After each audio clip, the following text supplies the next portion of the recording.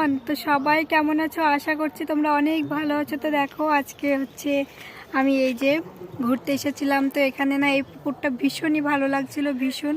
এটা কিন্তু মানে বানানো আর কি, পুরো প্লাস্টার করা নিচ থেকে উপর পর্যন্ত। তো এর ভেতরে কিন্তু পদ্ম ফুলও ফুটে রয়েছিল, ওই পাশটাতে ছিল, আমি ওই পাশটাতে যাইনি।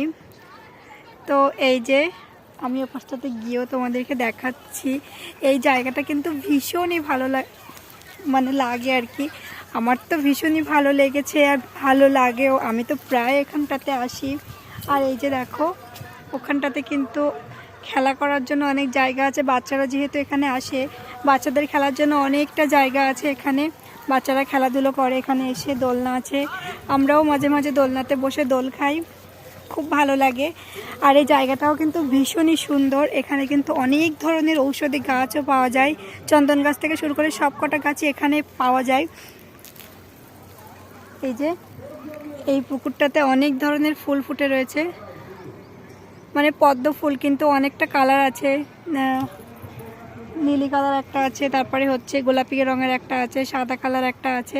তো এগুলো দেখে আমার তো ভীষণই ভালো লাগলো, তাই ভাবলাম তোমাদের সবার সাথে একটু শেয়ার করি। আর এই যে এখানে কিন্তু অনেকটা বড়, মানে এটা ঘুরে সম্পূর্ণ ঘুরতে আমরা পারি না, কারণ অনেকটা বড় জায়গা এটা, এতটা হাঁটাহাঁটি করা, হেঁটে হেঁটে যাওয়া যায় না আমরা আসলে। আর এই যে ওখানে কিন্তু একটা পাহাড় আছে, আর এ পাশটাতে একটা পাহাড় আছে, দেখা যাচ্ছে না কারণ ওখানে এখন হচ্ছে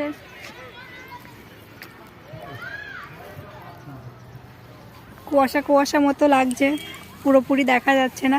তো যাই হোক, আমার এই ছোট ভিডিওটা তোমাদের কাছে কেমন লাগছে অবশ্যই কিন্তু বলবে বন্ধুরা। এই যে আর এই পুকুরটা কিন্তু ভীষণই ভালো লাগছে, মানে চারিপাশটা আর কি দেখার মতো করেছে। পুকুরের সাইড দিয়ে এই যে এই ফুল গাছগুলো দিয়েছে, এই যে ফুল গাছ দেখতে পাচ্ছ, পুরো সাইডটাতেই দেওয়া আছে এই ফুল গাছটা।